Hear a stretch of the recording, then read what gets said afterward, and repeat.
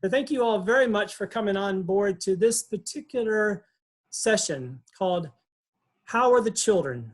And How Are the Children? And then a subtitle for this one called Fostering at This Time. One of 4 series for the month of May, which is Foster Care Awareness Month. How Are the Children is on all of our minds during this crisis of COVID.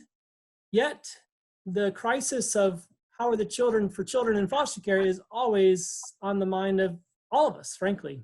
So we want to share a little bit about that, what it means to live in foster care, but also provide some hope and say what it is that all of us as adults can do to help the children who live in a state of uncertainty. I'm going to introduce right now Celeste Prashad Wright. Celeste, we'll start with you. Why is this subject matter important to you? So for me, I was a foster kid myself. It's important to me because my siblings are foster children. I have a mentee now myself, and she's a foster kid. And there are plenty of other foster kids in the U.S. And we were talking earlier, me and David, and we were talking about how foster kids are basically like the invisible children of the United States. We've all heard about it on TV shows and movies, etc. But no, it's like nobody really knows about where they really are in real life. And we want to make sure that we give these kids a voice. And honestly, all of these kids are our future. As parents, as members of the community, it takes a village, and it's important to me because we all make an impact and we all play a part in what these kids will be. They're all going to be, these might be the future leaders in Congress or something like that. And we all need to make sure that every single kid has the same opportunity to have success as our own kids. Thank you, Celeste. What's it like entering foster care from a child's perspective? If you could help us out there, that'd be great. Absolutely. It took me a long time thinking about this one. Honestly, when I entered, there were like millions of emotions, and it was, if they ask you something about your parents or you're part of it when you go to court, you feel betrayal. You feel like you betrayed your parents for saying anything. If you did have to speak up, you feel alone. You feel like there's no control over your situation. It's honestly an overwhelming experience. Honestly, for teenagers and for kids in general, they don't have a lot of control over their emotions. And for them to have to experience so many of them, honestly, for me and probably for a lot of foster kids, it's overwhelming. Like, it's really stressful. There are a lot of emotions that you're not able to process, and it's scary. You don't know where you're going next. You don't know if it's going to be like on TV and you're going to a scary home, or where you're laying your head. I don't know. For me, I was like, maybe I might get adopted by Beyonce. You never know. On the TV, like, it's scary. You don't know what's happening next. But honestly, you're just hoping that the monster that you don't know isn't as bad as the monster that you do know. Honestly, I kind of felt a little bit of hope, even though it was scary. I felt a little bit of hope, like maybe I might have a chance at something I didn't have before. Hopefully the next place I go is better. And honestly, with this, I'm hoping maybe we can provide a place for the next kid, and they don't have to be as scared as I was. Celeste, did anger enter into some of your emotions? Oh yeah, anger definitely entered a lot. And I think it's so hard because, like, as a parent, you just see an angry kid, right? And we're just like, oh, kids are being brats. But now I look back on it, honestly, I don't think as a kid I was able to express why I was angry. So it just came off that I was an upset child or something like that. And honestly, it had nothing to do with my foster parents. I honestly was really thankful and happy that they were good to me, but I was angry a lot because I felt like I had been abandoned. Like, how can people that are supposed to be my parents not love me? Like, now I have a kid myself, and I could never imagine doing that to my kid. I was upset. How could somebody not want me? Was I not good enough? was I really a bad kid? Was there something wrong with me? And I couldn't help but be angry a lot of the time because I didn't understand. Well Celeste, said. were you fortunate enough to be in the same foster home throughout your experience? Unfortunately, I did move around a couple of times. I spent most of my time in a group home called Pinnacle Place, but I found my forever family through Fostering Great Ideas. And they became my mentors.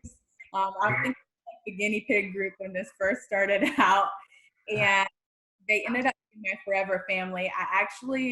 I can honestly say it's coming on almost 10 years of having them in my life, and I was telling them, I've almost been with you guys longer than I have been with my biological family. I don't know if that's a big deal for you guys, but for me, that's a big deal. Like, feels good. But I did move around to a couple places. I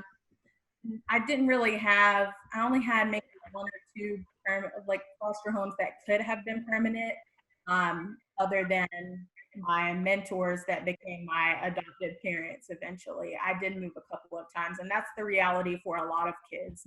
They move a good couple of times. It takes somebody that's willing to be consistent and be understanding. I think it's important for both sides to be understanding. The kid has to learn how to understand other people, and also we have to learn to be understanding. We have to realize it's not, yes, they have regular struggles like the regular teenager with grades and things like that, but also we have to understand that these kids are going through other emotions that they may not be able to process. So we have to remember that we have to be understanding and to the point to where they are able to talk about it. Did you? Celeste, how old were you when you got into foster care? I went into foster care, I want to say around 18, and I stayed after I was 18, and I got adopted at age, I want to say maybe 23, and I ended up getting married at 24. So I got adopted as an adult. That's probably a really different situation, but I started foster care at age 15. It was July 4th. Wow. I'm sorry.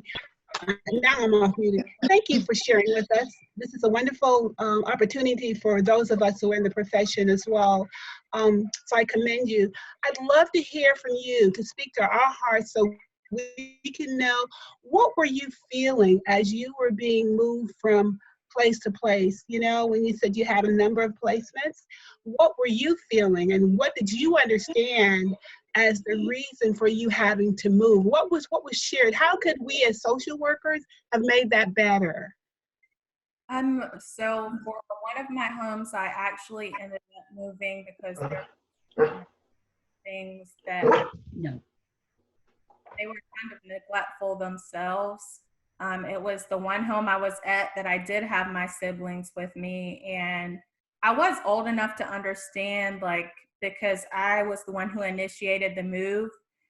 I honestly felt scared because I didn't know where the next place was going to be. I was kind of upset, like, these people are adults. Like, as a kid and a teenager, we put a lot of trust in adults. Like, we look at adults like God, and I think sometimes as adults, we forget that kids and teenagers look up to us almost as like a godlike figure. We look at adults like, you guys are supposed to be the ones that fix everything or make everything okay. We think they're able to solve all issues. So it felt like kind of a letdown, honestly, for things to not go well. And then another foster home, it didn't really work out necessarily. I think because I was a teenager, like all teenagers, they're a little bratty. Everything is about us, egocentric. It wasn't my time yet, and that wasn't my time for a forever family. At that time, I was pretty upset. like she and I feel like when you give up a little easy sometimes, it makes the children feel not like your real children. I didn't feel like somebody's biological or real child. I felt like they gave up on me too easily. When if it was your regular child, maybe you would ground them or something like that. It's so easy with foster children to just give up and say, give a call to a caseworker and say, okay, I'm ready for them to move. I feel like you asked from a caseworker's point of view, what could you guys do? I think maybe to have more family counseling sessions, honestly. I think we need to remind foster parents it is like your regular child. Some things aren't good for your health. And I'm not saying to keep a kid in whatever circumstance. If it's mentally unhealthy and it wouldn't benefit any of you guys in the long run, then that's understandable. But if it's something small, like a teenager might make a bad grade or something like that, we can't give up on them. You have to remember to treat them the same as your regular, or not regular, they're both normal, but the same as you would with a child that came from you. You have to remember you can't just give up easily. Those are just so powerful statements, Celeste. I know we all appreciate your statements. They'll stay with us. I'd like to go to the next step of this, which is a final question for Celeste. She'll get more questions in, trust me, we'll have plenty of time. But to bring it forward to this idea of fostering at this moment, right? We're going to be able to speak to a foster parent who brings in any number of youth and emergency placements a little later on, and how she deals with fostering at this moment. But I really want to ask Celeste that same question. What's it like, Celeste, adjusting to a new family? Adjusting to a new family, back to that scary feeling again. Also, when you come from a dysfunctional home, I think I felt a lot of self-doubt. I didn't love myself a lot, and it really showed when I went to a healthy family. A lot of times I felt like, what am I doing with these fancy or rich people? I thought everybody was rich that was doing okay, or what am I doing with these people go to church and they're perfect, and what am I doing here? Why do they want me? I felt a lot of self-hate, honestly. I didn't feel good enough moving in with a new family. Also, I felt bad sometimes. When I felt happy with them, I felt like I was betraying my biological family a lot of times by being happy. Like I didn't deserve to be happy while my own family was dysfunctional sometimes. Or I just felt a lot of why me a lot of the time. Eventually, though, I will say there's definitely light at the end of the tunnel. We do become accepting. I promise that's not a forever thing. Eventually, I was to accept the love, but it took a lot. I had to learn to love myself in the long run, and I think that's something with a lot of foster kids. They have to learn to love themselves. I don't think we see it as self-hate sometimes, and honestly, that might be what it is. They might not feel like they're able to. And I honestly didn't feel like I was able to be loved. I'm moving into a new family, and we just have to give them time and be consistent.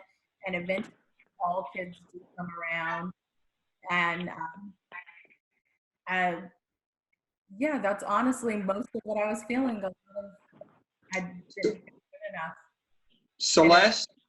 Oh, I'm Yeah. sorry. When you went into a new foster home, did you find it helpful if the foster parents had a routine outlined for you, just to say, okay, this is what's going to happen, this is what you'll be responsible for, that type of thing, and maybe some rewards associated with performing that routine and those responsibilities? Or did that not ever happen to you? Oh yeah, absolutely. I feel like it is very helpful to have a routine laid out. It is important to know what's expected of you, because you may be expected to do things that you've never been expected to do before, like go to school or something like that. I think it is important to know. That way they know what they're in for, and they know you're not asking for anything that's crazy out of the way, just normal kid stuff. And honestly, outside of that, you just want to love them. You're just asking simple things like chores or going to school, and maybe even lay out why you want them to do those things. We're talking a lot in my recent psychology class, and I look back as a when I was a teenager. It's important to explain why you want your kids to do these things, not because you're in trouble, but because if you make good grades, you can go to the college you want to, you can have the job you want to have. And just explaining to them, you just want them to have a good life, not because you're expecting anything other than love out of them, just because you want them to be happy, and that's it. I think it's really smart that you're making a routine for them. That's beautiful. I'd like to take a break for a minute and just ask everyone, what are we learning right now? What are your thoughts and reactions? Go for it. Even though my experience was many years ago, I can relate to the things that Celeste is saying. Her description of her experience in foster care is reminding me of how I felt with going in and being there and the expectations and everything. So it's good to think about those things again. Thank you, Sherry. Anybody else? It's a reminder of how, I'm sorry, go ahead. Oh, go ahead. Go ahead. I was going to say it's a reminder of how they can misconstrue what you're trying to show to them or the feelings that you have because, like she was saying about being insecure and thinking you're not worth anything, and you know, about how to maybe talk to them better and help them to realize that they're not going or feeling anything that's not normal under the conditions they've been put in. I think this is Sharon. I think my experience has shown that what Sherry is saying and Celeste is saying is the general feeling of all children who are in foster care. And I think it would be a mistake for any of us to assume that there is a good scenario when a child comes into foster care. And I think it's important for us to understand that while the symptoms of being in foster care may be the same, the way a child handles it is very different. And I think it would be important for us, both as a guardian and as a foster parent, to try to figure out the language of love that child is progressing through the world. I think that will make it much easier to start an open communication. What do you think about that, Celeste? Wise words from Sharon. Sherry, you agree? Oh yeah, very true. Everybody speaks a different love language, even kids do. And I think we do need to realize what work for one foster kid may not work for the next. But I do think a lot of the feelings may be the same. They just communicate. One might communicate out of anger. One might be very sad.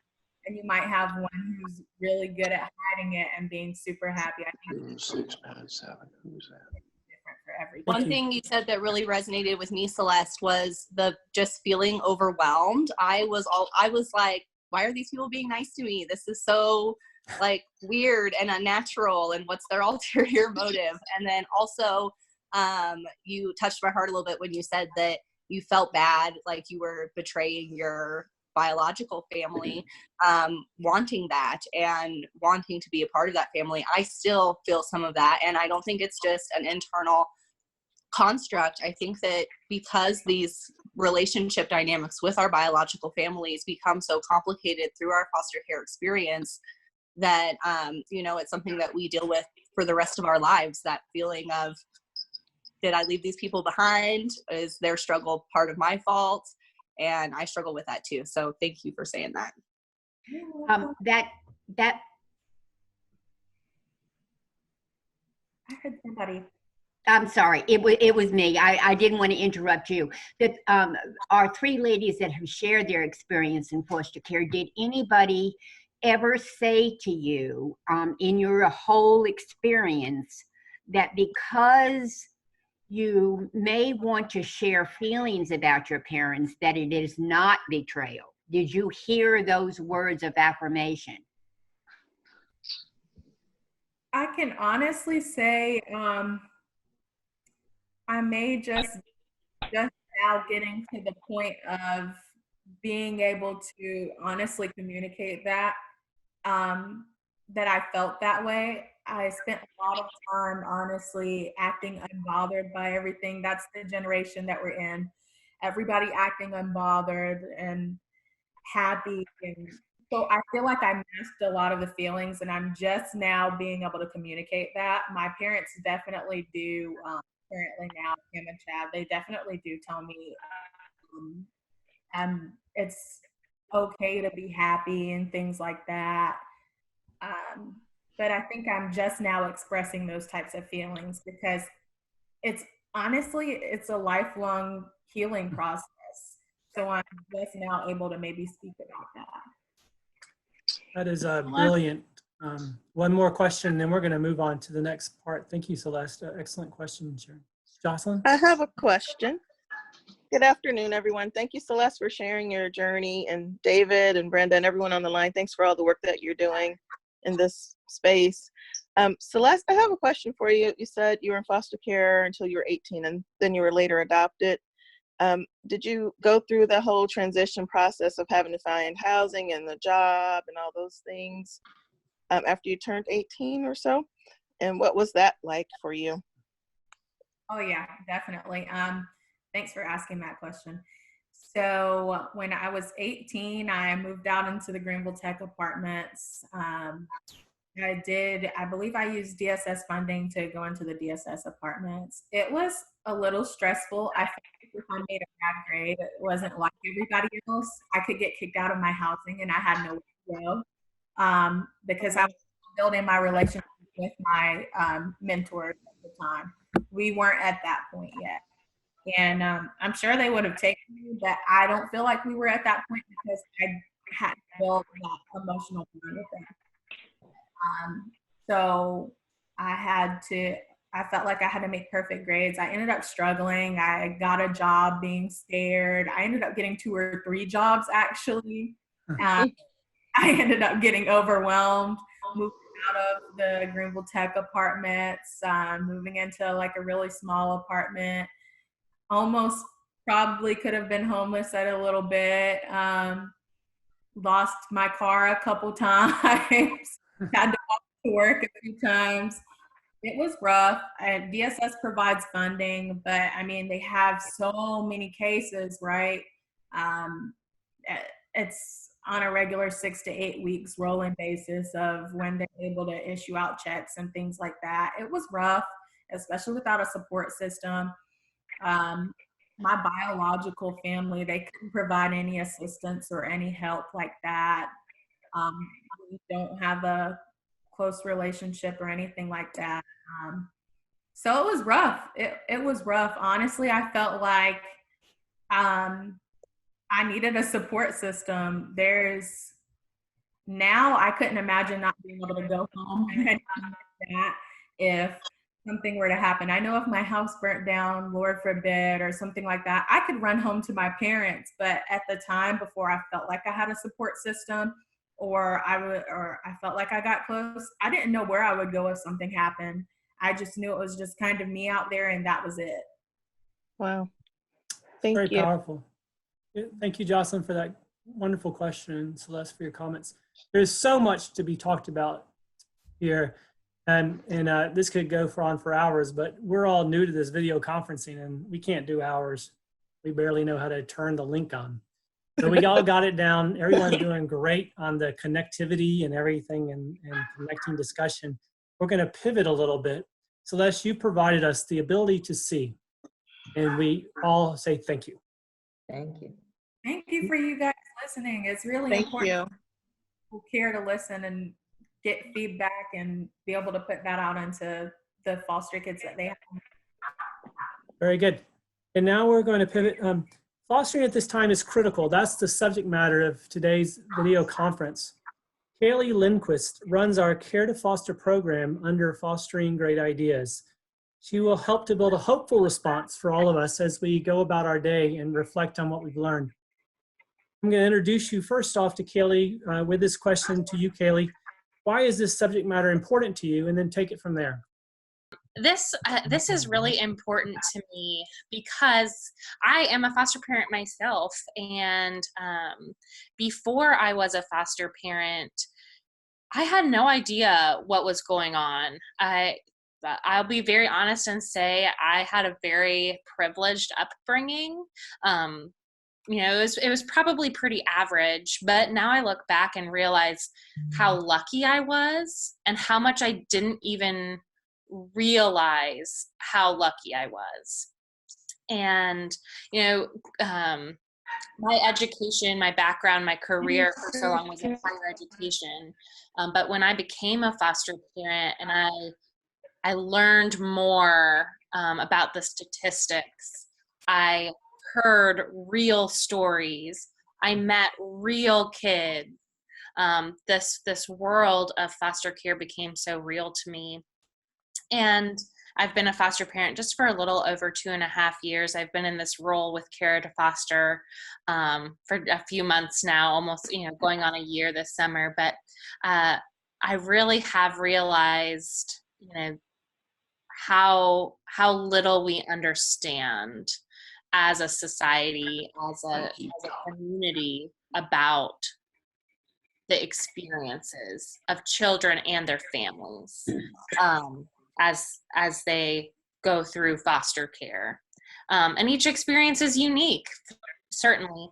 But right now, and I just confirmed the numbers on the SCDSS foster care dashboard, and Emily Parks, the chief of staff, confirmed them. Today, as of 5:15 a.m., there are 4,413 children and youth in South Carolina foster care. That's a lot of children. And these are statistics that are published quarterly. So these statistics I'm going to give you now are from March. In March, there was 4,531 kids in foster care. There were only 2,856 foster families. So obviously there is a gap. That if you just look at those numbers alone, now of course some families take on multiple children, but those numbers alone tell us we need at least 1,675 more foster homes to ensure that there is a bed for every child that enters foster care. Now, I will be very honest, and I will say that if we had a bed for every single child that came into foster care, would that fix everything? No. That would not fix everything. It would fix some things. Mm-hmm. And that's why this is so important to me, because we wouldn't hopefully be, separating siblings. Mm-hmm. We hopefully wouldn't be moving children out of their county of origin, further away from their family, further away from their community and everything they know. So this is really important to me, and it's not just a matter of more foster parents. There are guardian ad litems on this call. You make a huge difference. This isn't just about people who, are taking on huge commitments like fostering in their home. This is about our communities and our society saying that we care about vulnerable people. And I love what Celeste said, and it reminds me of a quote by one of my favorite authors. Glennon Doyle says, "We belong to each other. There is no such thing as other people's children." And that for me is is why foster care matters. Thank you, Tori. Yes. So in South Carolina, in all but Richland County, we use guardian ad litems, or we call them GALs. They are the advocate for the child. In Richland County and in other states, often that guardian, that advocate, is a CASA, court-appointed special advocate. Thanks, Tori. I appreciate that. And really the difference is just in the title and the way that they're funded. But really they are the voice of the child. I talked a lot, Daniel. Does that answer your question? That was great. And I really love that quote. And I think we'll put it on a big piece of paper at the end of the video. If you could go ahead and introduce Maria, and we'll take it from there. And our goal today is to end on time. So it's 12:35. We have 10 minutes. We could spend hours, but 10 minutes is what we have. So take it from there, and thank you all.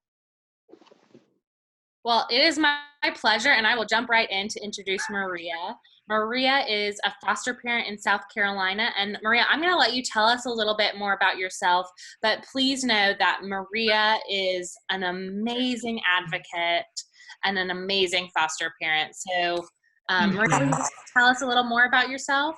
Thank you so much. I want to start first by thanking Celeste, because as a foster parent, hearing from you, I can't even tell you how it helped me and warms my heart. It validates a lot of things for me and teaches me what I need to work on more. So thank you so much. My name is Maria Dayton. I have had 72 teenagers come through my home. Number 72 left this morning at 10 a.m. before coming on here. I'm married, but I have fostered as a single parent.